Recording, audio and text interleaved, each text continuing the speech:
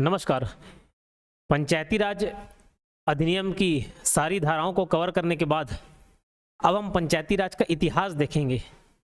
आमतौर पे टीचर इस पहले इतिहास बताते फिर धारा, लेकिन मैं पहले आपको पूरे धाराओं को बता दिया हूं, अब आपको इसके इतिहास के बारे में बताऊंगा।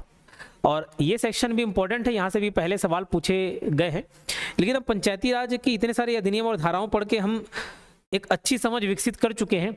अब मैं आपको इतिहास बताऊंगा तो आप इजीली समझ पाओगे, एकदम आसानी से। स्टेप बाय स्टेप हम लोग समझते हैं कि पंचायती राज का इतिहास क्या है। तो पंचायती राज व्यवस्था देखेंगे। पंचायती राज, इसका सीधा सा अर्थ क्या है? ग्रामीण स्थानीय स्वशासन, मतलब गांव के लोग शासन कर सके, निचले से निचले स्तर के लोग शासन कर सके। अभी आप अगर व्यवस्था देखोगे तो सबसे ऊपर कौन रहता है? केंद्र सरकार। कौन रहता है? केंद्र सरकार।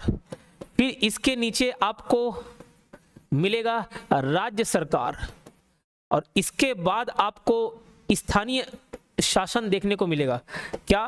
स्थानीय शासन, स्थानीय स्वशासन देखने को मिलेगा, जैसे कि पंचायती राज और नगरीय निकाय। पंचायती राज और नगरीय निकाय, ठीक है, पंचायती राज और नगरीय निकाय, जैसे ग्राम पंचायत, जनपद पंचायत, जिला पंचायत, और नगर स्तर पर नगर पंचायत, नगर पालिका, नगर निगम, ये होते हैं। तो सबसे बड़ी सरकार कौन सी? केंद्र सरकार, उसके राज्य सरकार। उसके अलावा आप अपने घर के आसपास पार्षदों को चुनते हो। अभी अध्यक्ष का भी चुनाव प्रत्यक्ष हो गया। गांव स्तर के होंगे, गांव में आप रहते होंगे, निवास करते होंगे, तो पंच सरपंच को चुनते होंगे। जिला पंचायत और जनपद पंचायत के सदस्यों को चुनते होंगे। तो इससे मिलकर जो सरकार बनती है उसको क्या बोलते हैं? स्थानीय स्वशासन, मतलब स्थानीय लोग ही अपने क्षेत्र का प्रशासन और शासन को संभाल रहे हैं। समझ आए बात? तो पंचायती राज का मतलब क्या? स्थानीय लोगों के द्वारा शासन करना। ठीक, तो पंचायती राज का मतलब क्या? पंचायती राज का मतलब क्या? स्थानीय लोगों के द्वारा शासन करना। यही आपको यहां पे भी मिलेगा देखने को, स्थानीय स्वशासन। तो स्थानीय लोगों,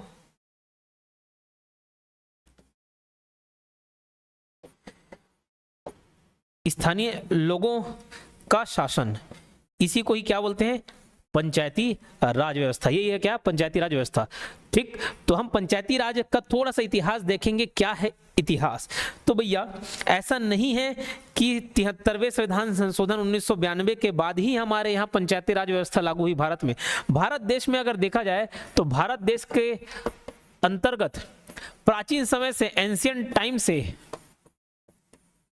प्राचीन समय से सभा या समिति, सभा हो गई, समिति हो गई, पंचायत भी होती थी, ग्राम पंचायत, ऐसे विभिन्न निकाय होते थे जो आसपास के लोगों से मिलकर बना होता था, गांव के लोगों से मिलकर बना होता था। और उस गांव के स्तर के जितने भी विवाद होते थे वो या सभा, समिति, या जो भी नाम कह लो, ग्राम पंचायत, इन लोग सॉल्व करते थे। ये पहले जमाने से चले आ रहा है, चाहे साउथ इंडियन में भी बात कर लो या किसी भी स्तर पर। तो सभा, समिति, ये सब रहते थे, क्योंकि राजा महाराजा अकेले कितने स्तर तक का न्याय कर लेगा, कितने लोगों का देखभाल कर लेगा। तो स्थानीय स्वशासन की व्यवस्था पहले समय से रही है। लेकिन ये प्राचीन के बाद जब मुगल आए, प्राचीन, फिर मुगलों के इतिहास में ये स्थानीय स्वशासन कमजोर हो गया, उतनी शक्ति नहीं दी गई, क्योंकि ये सब बाहरी शक्तियां थी। मुगल आए, ब्रिटिश आए, ये सब बाहरी लोग थे। तो बाहरी लोगों का विश्वास ज्यादातर स्थानीय लोगों पर नहीं था, तो उनको नियंत्रित करना चालू किया और उनके पास जो शक्ति थी अपने पास रखने चालू किया। तो मुगलों के समय में ये कमजोर हुआ। फिर ब्रिटिशर्स के समय में क्या हुआ? अंग्रेजों के समय, तो अंग्रेजों के समय और केंद्रीकृत किया गया, सेंट्रलाइज किया गया। सेंट्रलाइजेशन और डिसेंट्रलाइजेशन का मतलब समझते होंगे, संकेंद्रण और विकेंद्रण। तो सारी पावर को अपने पास केंद्रीकृत कर लिए लोग, अंग्रेज। ठीक, तो जो पंचायतों के पास शक्ति थी, उनके पास फैसले लेने का अधिकार था, वो सबको छीना गया। तो अंग्रेज के समय भी ये क्या हो चुका था? पंचायती राज व्यवस्था थी, मतलब स्थानीय लोगों को शासन करने की जो व्यवस्था थी वो और कमजोर पड़ गई। लेकिन इसी क्रम में 1882 में एक व्यक्ति आए, 1882 में, जिसका नाम है लॉर्ड रिपन। ये अंग्रेज ही थे, लॉर्ड रिपन। कुछ ही गवर्नर जनरल और वाइस रॉय ऐसे हुए अंग्रेजों के द्वारा जो भारत में कुछ अच्छा काम करके गए। उनमें से एक व्यक्ति है लॉर्ड रिपन, एक है बेंटिक। ऐसे कुछ अच्छे लोग भी आए, जरूरी नहीं हर कोई बदमाश था, कुछ अच्छे लोग भी आए। तो 1882 में किन्होंने दस्तक दी? लॉर्ड रिपन ने दस्तक दी। और इनको लगा कि नहीं यार, अगर हमको अच्छे से शासन करना है, एक क्वालिटी देनी है, तो वहां के लोकल लोगों को हमको पावर देना पड़ेगा, पावर में लाना पड़ेगा। तो सबसे पहला प्रयास कौन किया? लॉर्ड रिपन 1882 में। इसीलिए ही इसको फादर ऑफ लोकल एडमिनिस्ट्रेशन बोला जाता है। लॉर्ड रिपन को क्या? Father of local administration, father of local administration, स्थानीय स्वशासन के पिता कहे जाते हैं। किनको? लॉर्ड रिपन को। ये देखो, इसका अर्थ पंचायती राज व्यवस्था का अर्थ क्या है? ग्रामीण स्थानीय स्वशासन। स्थानीय जनता की प्रशासन में सहभागिता लेने के लिए 1882 में लॉर्ड रिपन द्वारा जिला बोर्ड की स्थापना की गई।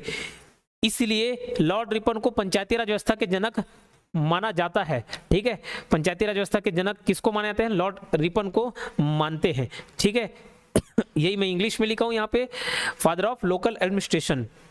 पंचायती राज व्यवस्था या स्थानीय स्वशासन के जनक माने जाते हैं, पिता माने जाते हैं कौन? हमारे लॉर्ड रिपन। तो इसके लिए उन्होंने क्या बनाया? जिला बोर्ड बनाया। ठीक है, क्या बनाया? जिला बोर्ड बनाया, जिसमें स्थानीय लोगों को इंक्लूड किए थे। जिला बोर्ड की स्थापना की इन्होंने। किसकी स्थापना की? जिला बोर्ड की स्थापना की। तो क्या देख रहे हैं? पंचायती राज का हम इतिहास पढ़ रहे हैं। सबसे पुराने समय में, जैसे आज पंचायती राज की एक व्यवस्था है, ग्राम पंचायत है, नगर पंचायत है, वैसे ही सभा, समिति या ग्राम पंचायत नाम की संस्था थी, जो कि आसपास के लोगों के विवादों को सुलझाती थी, आसपास अपना नियंत्रण रखती थी। मुगलों के समय में कमजोर हुआ, क्योंकि मुगल बाहरी शक्ति थे, वो आए, रूल किए, लेकिन वो नहीं चाहते थे कि शक्ति ज्यादा से ज्यादा भारतीय लोगों के पास हो, ज्यादा से ज्यादा शक्ति को केंद्रीकृत करना चाहते थे, सेंट्रलाइज करना चाहते थे, तो वो उसको अपने पास रख लिए। फिर जब ब्रिटिशर्स आए तो इनको तो मालूम था कि भैया ये और हमारे हाथ से कुछ ना छूटे, इसलिए और स्थिति कमजोर कर दी गई पंचायती राज व्यवस्था की। लेकिन इन्हीं अंग्रेजों में से एक गवर्नर जनरल या वायसराय हुए, कौन? Lord Ripon. इन्होंने 1882 में किसकी स्थापना की? जिला बोर्ड की स्थापना की। और इन्होंने प्रयास किया कि स्थानीय लोगों को सत्ता में लेकर आए। ठीक, तो इसी क्रम में 1882 में लॉर्ड रिपन ने जिला बोर्ड की स्थापना की, और इसीलिए इनको फादर ऑफ लोकल एडमिनिस्ट्रेशन या पंचायती राज व्यवस्था के जनक कहा जाते हैं। या इनको और किस नाम से जाना जाता है? पंचायती राज व्यवस्था या स्थानीय स्वशासन के जनक। किनको? लॉर्ड रिपन को। उसके बाद समझना, 1935 का हम व्यवस्था देखेंगे। किसका? 1935। तो 1935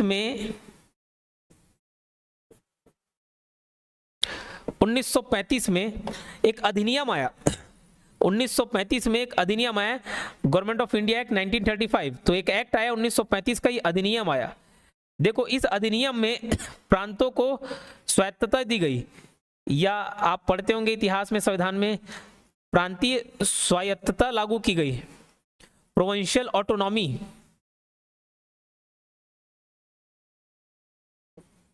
प्रोविंशियल ऑटोनॉमी, ठीक, प्रोविंशियल ऑटोनॉमी मतलब वहां जो स्थानीय सरकार है उनको कुछ हद तक पावर दिया गया। 1935 से पहले भी याद रखना, दो प्रकार के विषय हुआ करते थे। 1935 के अधिनियम से पहले दो प्रकार के व्यवस्था हुआ करते थे, एक था रिजर्व्ड आरक्षित और एक था हस्तांतरित। एक रिजर्व्ड आरक्षित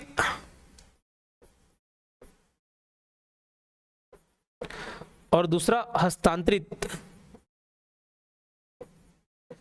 आरक्षित, रिजर्व्ड और एक ट्रांसफर्ड।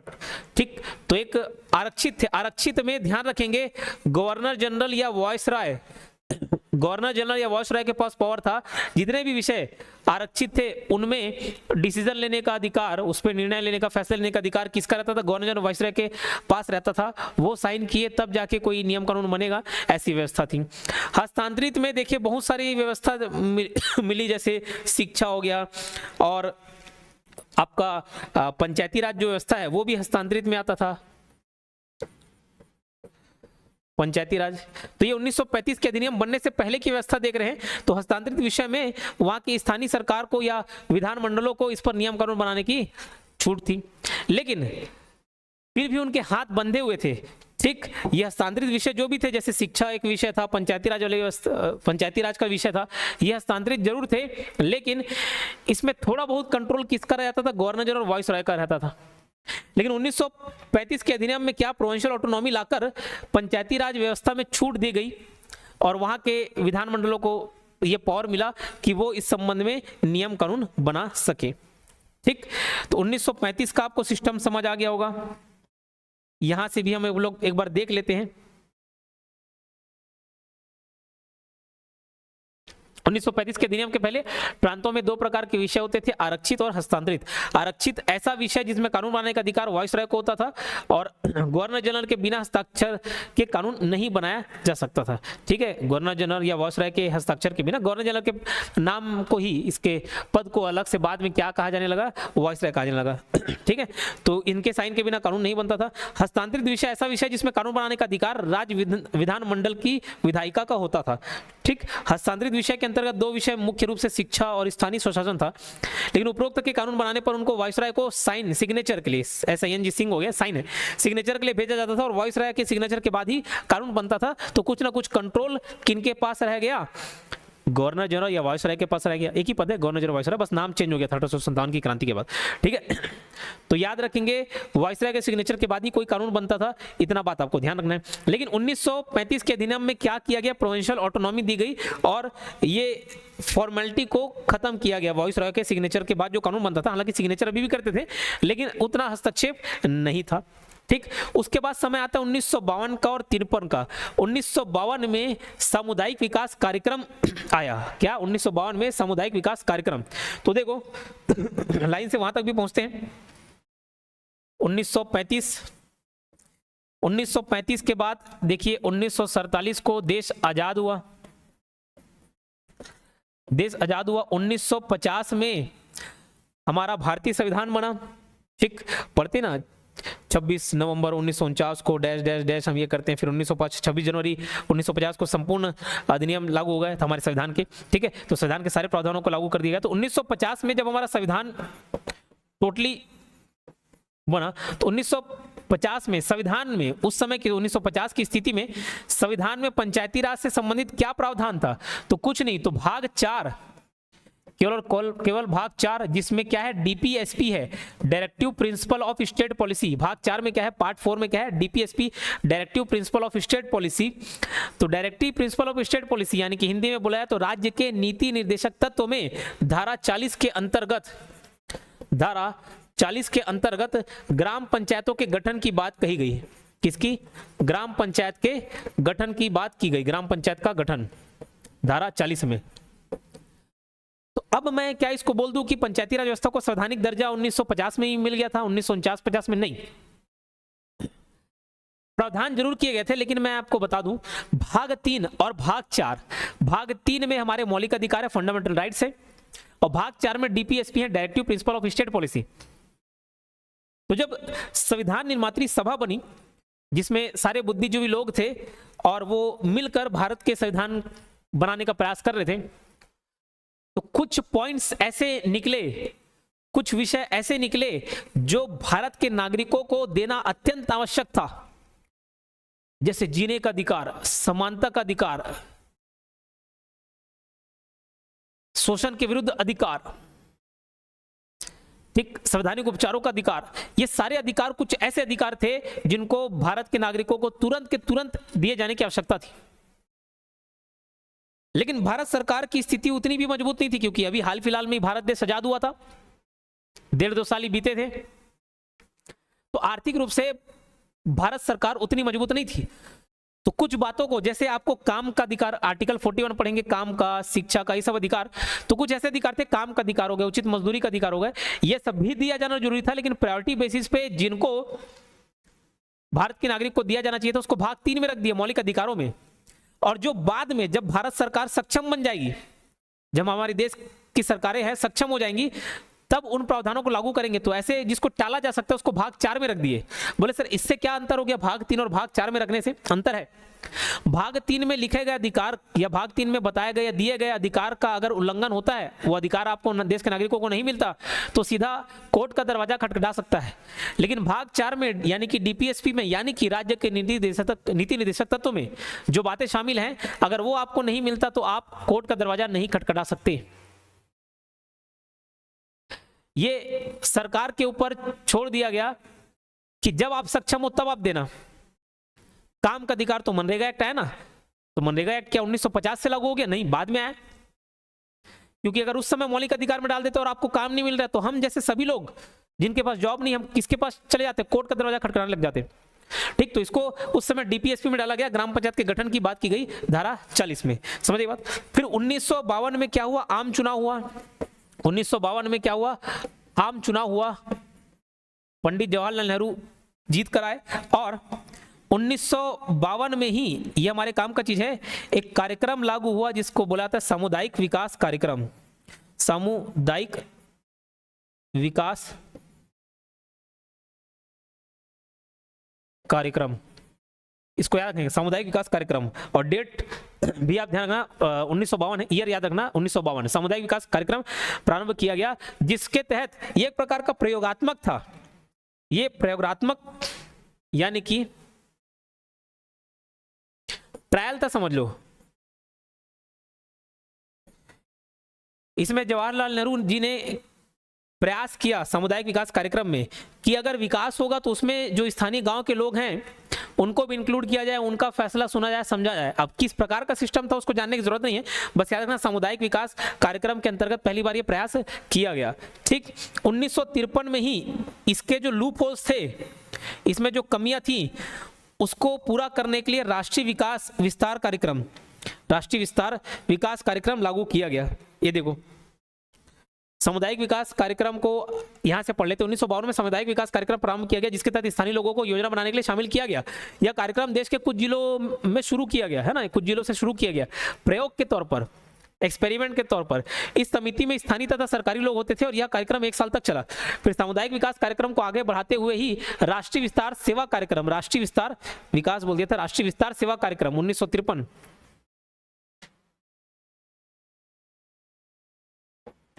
राष्ट्रीय विस्तार सेवा कार्यक्रम,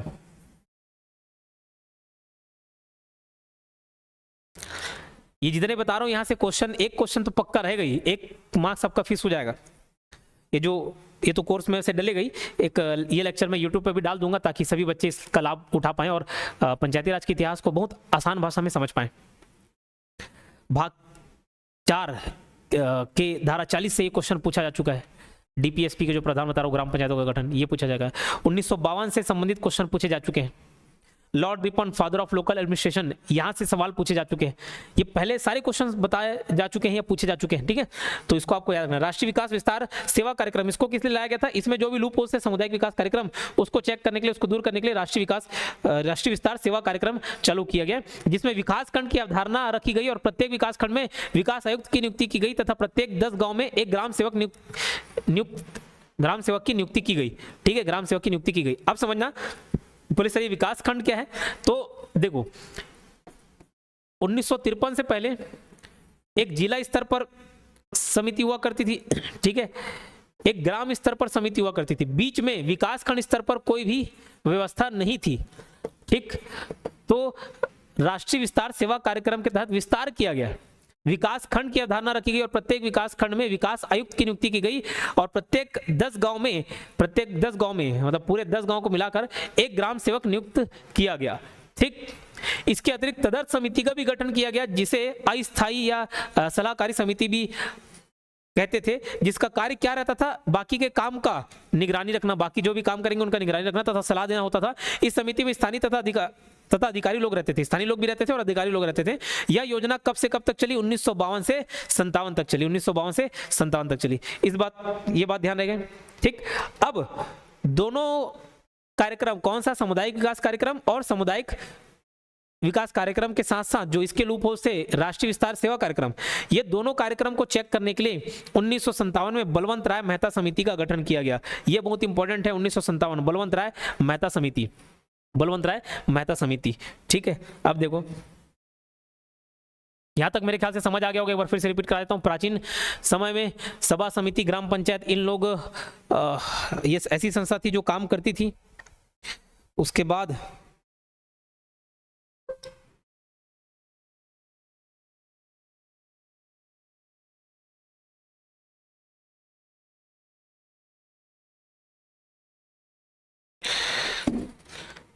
सभा, समिति, ग्राम पंचायत नाम की संस्था हुआ करती थी जो स्थानीय स्वशासन का काम करती थी। मुगल के समय में ये स्थिति थोड़ी कमजोर हो गई, अंग्रेजों के समय में और कमजोर हो गई। लॉर्ड रिपन आया, थोड़ी स्थिति को सुधारने का प्रयास किया, इसलिए इनको पंचायती राज व्यवस्था का जनक बोला जाता है। ठीक, फिर 1935 का एक्ट था जिसमें प्रांतीय स्वायत्तता दी गई, कुछ पावर दिया गया कानून बनाने का, लेकिन उससे पहले भी विषय थे आरक्षित और हस्तांतरित। ठीक, इसकी व्यवस्था मैंने बता दी। 1947 में भारत देश आजाद हुआ, नहीं आता तक 1950 में संविधान कंप्लीट बनकर तैयार हुआ। 26 नवंबर 1949 और 26 जनवरी 1950 सारे प्रावधान लागू किए गए, जिसमें भाग 4 में क्या था, डीपीएसपी, और उसके धारा 40 में ग्राम पंचायत का गठन था। ये महात्मा गांधी की अवधारणा है। महात्मा गांधी चाहते थे कि अगर हमको राजनीति को मजबूती प्रदान करना है तो स्थानीय लोगों को जोड़ना होगा। 1952 में आम चुनाव हुए, जवाहरलाल नेहरू जी जीत कर आए और उन्होंने सामुदायिक विकास कार्यक्रम चालू किया, जो कि एक एक्सपेरिमेंटल प्रोजेक्ट था। ठीक, एक्सपेरिमेंट करके देखे।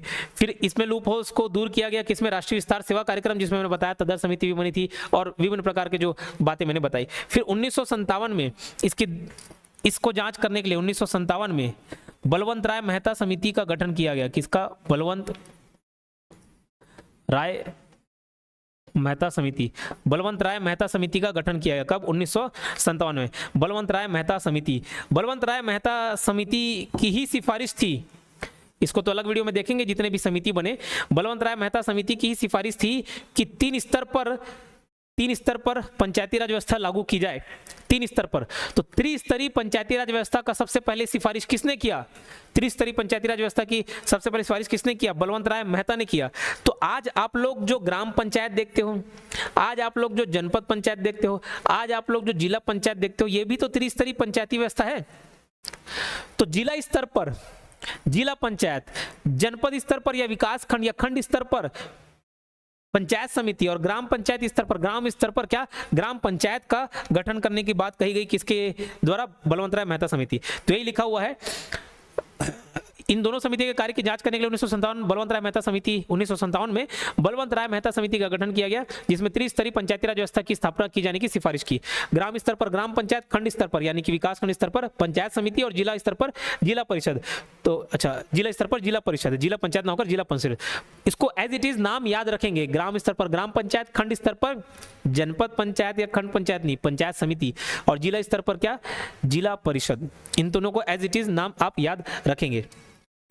फिर देखिए आगे चल के 2 अक्टूबर 1959 को, ये वाला पॉइंट तो मैं पहले ही बता चुका हूं, 2 अक्टूबर 1959 को राजस्थान के नागौर जिले में पंचायती राज व्यवस्था की पहली बार शुरुआत हुई। 2 अक्टूबर 1959 ऑफिशियल रूप से, 2 अक्टूबर आजाद भारत में 2 अक्टूबर 1959 में राजस्थान के कौन से जिले? नागौर जिले, नागौर जिले, राजस्थान के नागौर जिले में पंचायती राज व्यवस्था की शुरुआत हुई। तो सबसे पहला जिला नागौर जिला, सबसे पहला स्थान राजस्थान के नागौर जिले में पंचायती राज व्यवस्था की शुरुआत हुई।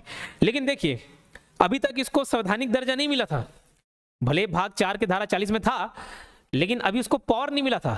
तो ध्यान रखना 73वें संविधान संशोधन 1992, 73rd अमेंडमेंट 1992, बोले सर 1992 हम तो 1993 पढ़े हैं, फिर 1994 भी आ गया था क्या? देखो वो जो अमेंडमेंट था वो 1992 का था, 92 का था। तो 73वां संविधान संशोधन 1992 के तहत पहली बार पंचायती राज को संवैधानिक दर्जा मिला। पहली बार क्या मिला? संवैधानिक दर्जा मिला, संवैधानिक दर्जा। अगले लेक्चर में तो मैं बताऊंगा ही कि ये 73वें संविधान संशोधन के बाद पंचायती राज व्यवस्था को लागू करने वाला कौन सा राज्य था, कौन सा राज्य था?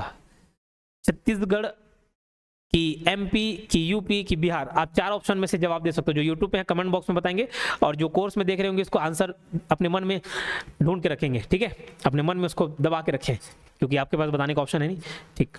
तो पंचायती राज को संवैधानिक दर्जा मिला 73वें संविधान संशोधन के तहत, बहुत सारे प्रावधान इसमें जोड़े गए संविधान में, उसको हम लोग पढ़ेंगे अगले लेक्चर में जब समिति हम खत्म कर चुके होंगे। क्लियर? तो ये पूरा पंचायती राज का इतिहास था जो आपके जानने लायक है। इसके अलावा समिति है, पंचायती राज पर बनी कुछ समिति है जिसको हम लोग अगले वीडियो में कवर करेंगे। जैसे बलवंत राय मेहता समिति देखे, वैसे ही अशोक समिति है, अशोक मेहता उनके ही बेटे थे बलवंत राय के। LM सिंघवी समिति है, बहुत सारी समिति है, PK थुंगन समिति इंपॉर्टेंट है, उसके ईयर भी इंपॉर्टेंट है, उन लोगों ने क्या क्या काम किया, उन्होंने कैसी सिफारिशें दी, वो सबको हम याद रखेंगे ट्रिक के माध्यम से, बहुत आसानी से आप याद कर पाएंगे। जो YouTube में देख रहे हैं उनको अगर ये वीडियो अच्छा लगा होगा तो चैनल को सब्सक्राइब जरूर करें। मिलते हैं नेक्स्ट वीडियो में, धन्यवाद। ऑफ कर दो।